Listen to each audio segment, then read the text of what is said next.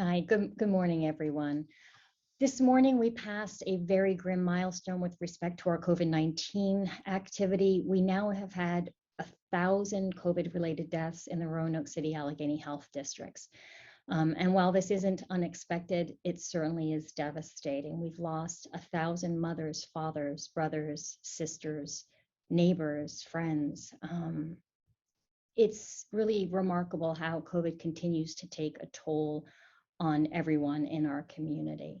This week, we also reported that we have over 25 people in the hospital for the first time since the very end of February, beginning of March. And I worry that we've become numb to the toll that COVID continues to take on our community.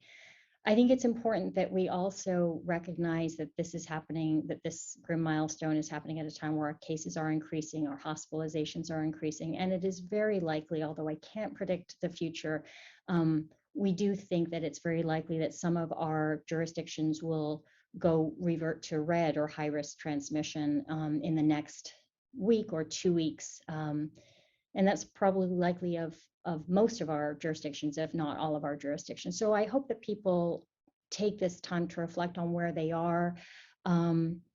If you've been on the fence about getting up to date on your vaccines, it's time to get off the fence. If you've been thinking about bringing back your masks, it's time to think even harder about that. We are not in red, but I think that that's going to happen in the near future. And if it does, then the official recommendations are for people to wear masks in public places. So that's really the news for the day, is that COVID continues to take a devastating toll on our community. And as much as we want to wish it away, it's still very much part of our ecology. And so I want to empower people to make the decisions that are best for them and their families. And with that, I will open it up for any questions.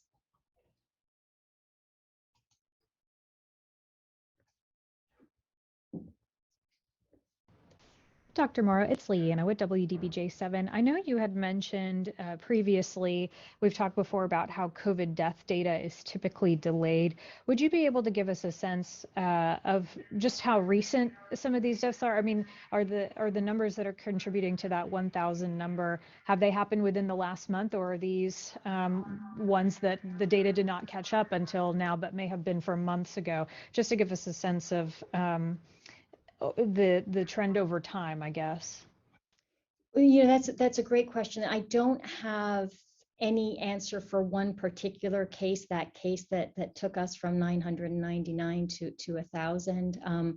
We know that in general, our hospitalizations lag our cases. So we started seeing our cases go up several weeks ago, and we expected that our hospitalizations would start going up. And then there's another sort of inherent delay from our hospitalizations to fatalities associated with COVID-19. So in general, it's very hard for us to say when a specific death associated with COVID-19 occurs, but I would say that looking at how data are reported and how those data get in, it would probably be a death that was reflected a month or so ago. And I think that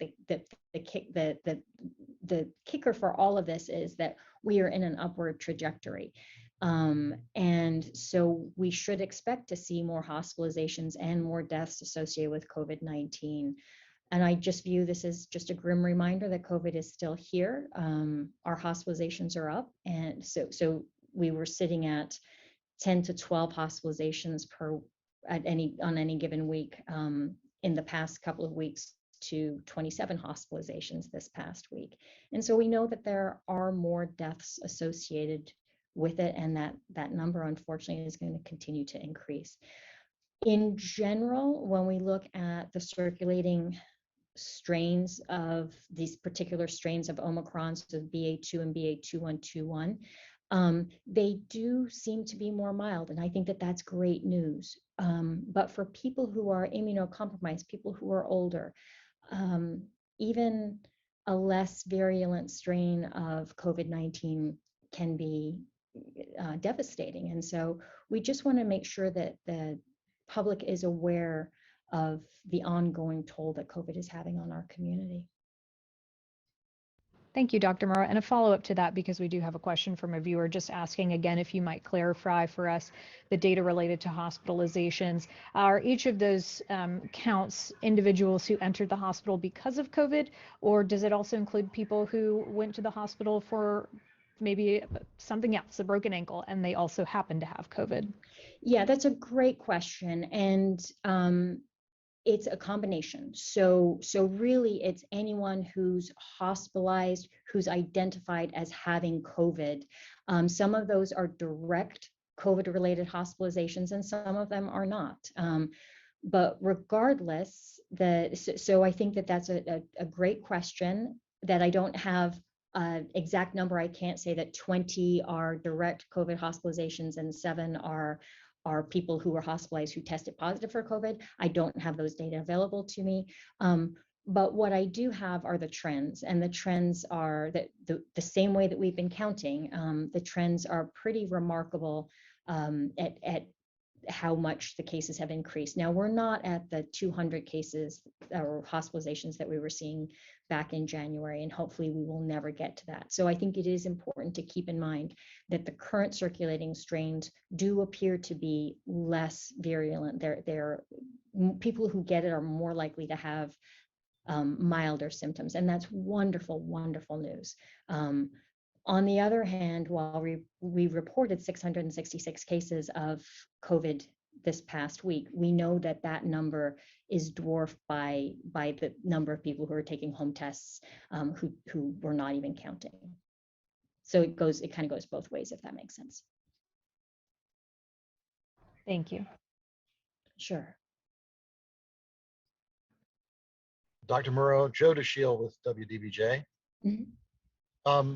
I was just going to ask you what you're recommending now in terms of precautions, given where we are and this prospect of going to red in a couple of weeks. Yeah, I think that at this point, everyone really needs to make the best decisions for themselves, what their risk tolerance is. I actually have continued to wear a mask in crowded public places when I go to the grocery store. Because it's an easy thing to do. I know that that's not a choice that a lot of people are going to make, but I think that anyone who wants to we all know somebody right now who has COVID. I mean, there is a lot of COVID out there right now. And so anybody who wants to protect themselves should wear a mask. And certainly when we go to red, the official recommendation will be for everyone to wear masks in public spaces. I personally, if I'm not wearing a mask, if I'm indoors, and people tease me here at the office a little bit, I'll still say six feet away if people aren't masked, because we have a variety of tools. First, we have our vaccinations. Second, we have physical distancing. Third, we have our masks, and of course, hand hygiene and respiratory hygiene. So how people utilize those tools is really up to them and their level of risk tolerance. Dr. Murrow, this is Tom Burr, WFXR. With people seeming to get a little more blasé about COVID and with all the home testing stuff, do we think we have a good idea of how much COVID is out there right now? So in the last week, we had 666 new reported confirmed laboratory cases. When we look at where we were peaking in January, we were seeing 600 to 700 a day. That being said, I haven't found any good statistics to say in any community, because there's so many variables, for how many one confirmed laboratory PCR tests are there home tests. I haven't seen that statistic anywhere, but I think we all know that home tests are widely available, and anyone who wants a home test, they can go online and order one free. They can also go to their local health district and grab a home test there. We don't want people flooding that, but that is an option for people if they're having trouble accessing it. And they might want to call their health department first to find out. And that's for our districts. I should be very clear, for our districts, the Roanoke City, Alleghany health districts. So I would say, just based on the 666 confirmed cases, that we're looking at a very substantial number of of cases in our districts. And I personally am wearing my mask whenever I'm in a public place. That's a choice that I'm making because I don't see why I should take a risk, especially, I think I've mentioned this before, because my mother lives with us and I would never want to bring it home to her, even if she's fully vaccinated. So those are choices that each of us needs to make. But I would say that there is a very high level of COVID activity in our community right now. Dr. Morales Ray, WSLS 10, are you concerned with a spike in cases with a big holiday weekend ahead, considering gatherings and travel? Yes, I am. And I think the trajectory is going to show us that we're going to have more cases after the holiday regardless. But certainly, I really implore people, if you have any symptoms whatsoever, get tested, stay home. It's not worth it. We know that there are people who are out there who are asymptomatic, who are transmitting disease. So thankfully, it looks like it's going to be a beautiful weekend. If you do feel like gathering, I would suggest that you do it outside. Dr. Morrow, this is Jeff Sturgeon with the Roanoke Times. I think we know that the number of deaths, this 1,000, is partly a function of the population that lives in the health districts as they're currently drawn. Do you have any population adjusted data that would enable a person to know whether it's worse here than in other health districts in terms of the deaths so far? Yes, so we are the dashboard, VDH has a dashboard, and perhaps Chrissy, if you can put our dashboard up on a link up on the chat. There is a dashboard that has it by rate. So you're exactly right. It's important for us to look at counts. Counts help us understand the actual burden in terms of hospitalizations, cases, but it doesn't help us understand the population density. It doesn't help us understand the rate. So we look at counts and rates, and the dashboard has a drop-down menu where you can choose counts or you can choose rates. So rates will will adjust for a per 100,000 population, and you can see that with respect to deaths, far Southwest Virginia is disproportionately impacted by deaths. And that's what we're seeing across the country, is that our more rural areas are disproportionately impacted by mortality. But all of those data are available on the VDH website. Okay, thank you for that. Absolutely, and we can Christy can make sure that we provide that link. And I see a question about hepatitis A. Absolutely. Are there any other COVID questions? And then I'm happy to take any questions about hepatitis A.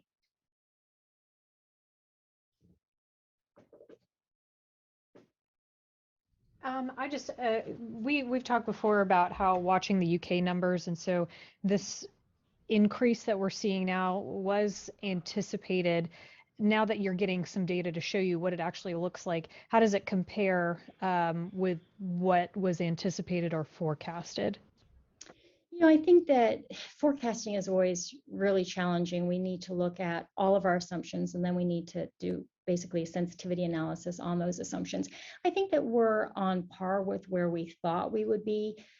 If there is any good news, and I hesitate to say that there's good news associated with COVID. I mean, COVID has just been devastating, and we're seeing that in today's report of 1,000 deaths. But I think that the relatively good news is that in the past, if we had had 666 reported cases, and we know that that's an underestimate. So let's say that we would in the past have had 1,000 or 1,500 cases, we would have expected a much higher number of hospitalizations associated with this. So I think that the data are reassuring in some way, that in that, yes, our hospitalizations have increased, and they're likely to increase, but they're not increasing at the rate that we would have expected them to increase given the number of cases that we have. And that, I believe, just reflects that the current circulating strains, BA2121 and BA2, as a general rule, less dangerous than some of the previous strains, but they are more contagious. And so that's why we're seeing more cases. I think that the other thing that I haven't mentioned is that the different strains have different abilities to evade our immune responses, whether it's natural immunity or vaccine immunity. But the other good news to this is that there is a lot more immunity today than there was 6 months ago and a year ago, and we have a lot more therapeutics available to us. So we have antivirals and we've got monoclonal antibodies. So while these numbers are discouraging, they are expected. They're pretty much following the trajectory that we thought that they were following, but we're still in a much better place than we were a year ago. Dr. Morrow, one more COVID question. Sure. Maybe more than one, but I just got one. I think you said that the 1,000th death might have occurred about a month ago. Why are you announcing it today? Well, so they're just inherent delays. And this is, if we look at the COVID dashboards, if we look at the official case counts, it was officially reported today. And so I don't know exactly when this particular death occurred. On average, there is a delay, and that's what I was trying to get to us. So I apologize if that was confusing. And you said it was reported today. Yes. Who reported it? You guys? So You're saying the BDH reported it to the public today? Correct. So I get daily reports from our epidemiology team, from our central epidemiology team, that tells me how many new cases we have that are laboratory confirmed cases, not our home tests, hospitalizations and deaths. And so in this morning's report, we learned of the 1,000th death. And we also, for us, we actually use our hospitalizations are the one place where we actually contact our hospitals every single week, on Monday, every single week, and we get an actual count of hospitalizations. So our hospital data are real-time data compared to the other two data points that I mentioned. And not to drag us too far into the weeds, but these 1,000 folks who died, are we saying that COVID killed them and nothing else, or could it have been COVID and something else? It could definitely be COVID and something. And one of the things that is really important to know, and I think that this can be very confusing, is that there is a national definition of what a COVID death is. And so it's important to know for everything that we do in public health, we need to use case definitions. And we use the case definitions that are provided through something called the Council of State and Territorial Epidemiologists. That's just the body that creates these national case definitions. And Virginia adopts the national case definition. So these are deaths that follow the national case definition. And we can definitely provide that to you. Probably, I'm not sure, Christy, I don't know if you know, I can provide that and we can send that out later. Okay, so, but it's more complicated than a person It's dying. yes, it's actually quite complicated. Well, can you give us just the layman's version of it? Because I don't know that the more complicated or technical definition is going to be something I can translate nearly as well as you probably can. Sure. So it's important for us just as the question Leanna asked about hospitalizations, there's also that same question about deaths. So the definition of a COVID-associated death can include someone who directly has COVID and dies of COVID, although it's more likely that someone has pneumonia that's associated with COVID. In addition, we know that COVID is one of many, many, many examples. COVID can cause something called a hypercoagulable state, where your blood can get a little bit stickier. And in situations like that, if someone has a heart attack after being diagnosed with COVID, that would be considered a COVID-related death because the COVID directly contributed to the heart attack. So you can have someone who who's reported as having a heart attack, but that might get counted as a COVID-related death if they had a heart attack while they had a COVID diagnosis. And that hypercoagulable state can actually last some time. So there's a period of time that if someone has a natural death, it still can be counted as a COVID death if COVID is an underlying contributing cause. So Does that make sense? Well, kind of. Did the 1,000 people die of COVID or COVID complications, perhaps?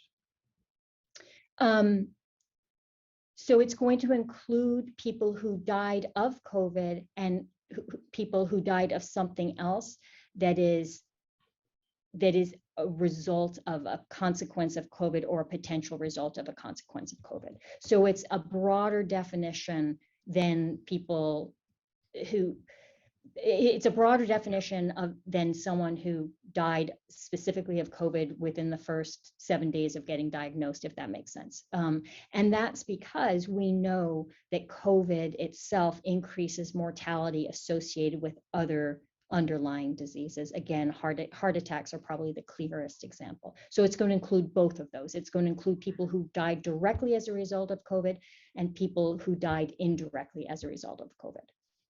Okay, that'll do. Thank you. Sure. Sorry, it is very complicated.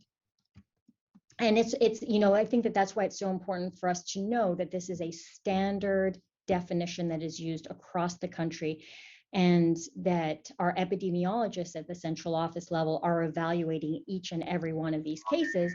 And that's why that's one of the reasons why there's a delay in people getting reported.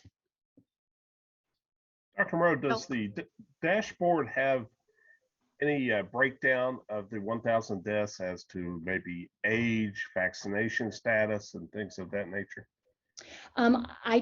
We don't break it down like that, but there are demographics on the dashboard as a general rule, and certainly with respect to vaccination status versus non-vaccination status. Currently, the VDH website is referring to the Centers for Disease Control's website on these data, and you can get a breakdown of the demographics by vaccination state on the CDC website. Very good, thank you. Sure, absolutely.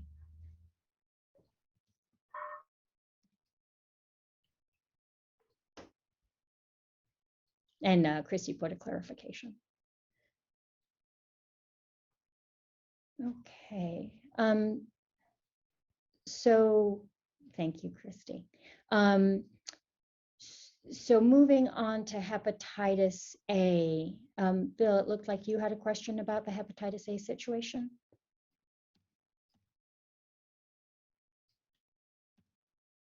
Yes, there we go. Sorry about that. I have too many mutes on. I have a mute on my board, a mute on here. Sorry about that.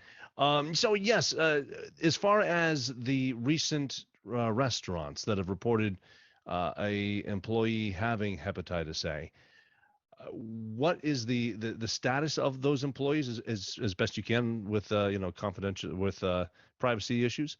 And were those obtained through drug use with the employees, or was that obtained somewhere in the wild, if you will? Well, so first, of course, I'm only going to speak about generalizations, definitely to protect someone's privacy, but also in an individual case, it can be very difficult to know exactly where someone got any disease. And so we do our best to do investigations. What I can tell you is that if we look at where we are with hepatitis A in our community, in the Roanoke City Alleghany Health Districts, since January, we've had 58 reported cases of hepatitis A in our community. Of those, about 80% of the individuals have substance use disorder. The majority of those individuals who have substance use disorder are individuals who use injection drugs. So while our fall outbreak was primarily associated with a food establishment, the ongoing outbreak is associated with the the overwhelming primary risk factor is substance use disorder. I can't say that for any one individual, or I won't say for any one individual what their risk factor is. It is very important for us to respect individuals' privacy. But what I can tell you is that about 80% of the individuals who are currently being diagnosed with hepatitis A are individuals who have substance use disorder. And it's really important for us to do everything that we can to outreach to individuals who are at increased risk and get access to vaccine for them, and minimize any barriers we can to them getting vaccinated. And that's certainly what we've been doing, working with our community partners for the last several months. It's not surprising that when you have this much disease activity in a community, that you're going to identify people who have hepatitis A who also work. And whenever we identify someone who has hepatitis A, the first question we ask is, where do you work? So recently, unfortunately, 2 individuals who were reported as having hepatitis A also reported that they worked in restaurants. Now, it's really important, and I cannot say this clearly enough, under no circumstances do we have any reason to believe that these individuals failed to wash their hands. We believe that the likelihood of contamination is extremely low. We believe that they followed policy. We believe that the 2 facilities that are involved have very good policies in place to protect the consumer. However, we think that given the level of sensitivity in our community, and given the degree of hepatitis A activity in our community, it's really important that we inform people who ate at those restaurants that there was the potential of an exposure. We're not saying that there was an exposure, we're saying that there's the potential for an exposure. And we want to empower people to protect their health by getting vaccinated. And that's why we're holding vaccine, that's why we're offering hepatitis A vaccine in the Roanoke City Health Department tomorrow and Friday. We also want to make sure that people know that insurance frequently does cover it.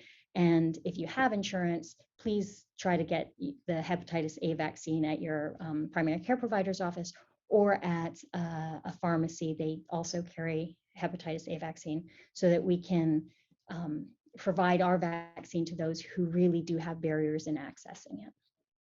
So I hope that I hope that that's clear. I think that some people are confusing known exposure with potential exposure. In both of the situations, we think that the risk of exposure is low, but we also feel that we need to empower people to make the best decisions for themselves, just as with COVID. And in this situation, low risk of exposure, it's a vaccine preventable disease. We encourage people to get vaccinated. We have time for one final question. The gestation period, though, for that for hepatitis, what's the gestation? I mean, how long are we going to have to wait before we know whether or not there was exposure? So the challenge with there are many challenges with hepatitis A, and we experienced this in the fall. So the incubation period for hepatitis A can be up to 50 days. Which is, I mean, that's a huge challenge, and that's why we continue to see cases associated in the fall, even a month after the initial exposure. So we not only have the frustration of a very long or the potential long incubation period. Most people will become symptomatic in 2 to 3 weeks, but we also have the additional frustration that with hepatitis A, you start shedding the virus in your stool up to 2 weeks before you even know that you have any symptoms. So it's not that people are going to work and knowing that they're ill and continuing to work. People may be shedding virus in their stool before they even know that they're sick. So I think it's really important for all of us at all times to know that most people are doing the best that they can. And in no situation have we had someone knowingly working while they were ill. Our time is coming to a close. This Zoom meeting was only scheduled for the time limit that we're about to bump up against. If you have any additional questions, you can route them to me. Also, we wanted to announce that there will not be a routine briefing next week. We'll pick that up again the week following. So I will get out those reminders to you. If you have any questions in the interim, please don't hesitate to send them my way. We'll get them addressed. So any final word, Dr. Morrow? No, thank you all for what you do every day to make sure that our community is informed. We appreciate you. Thank you. Thank you all.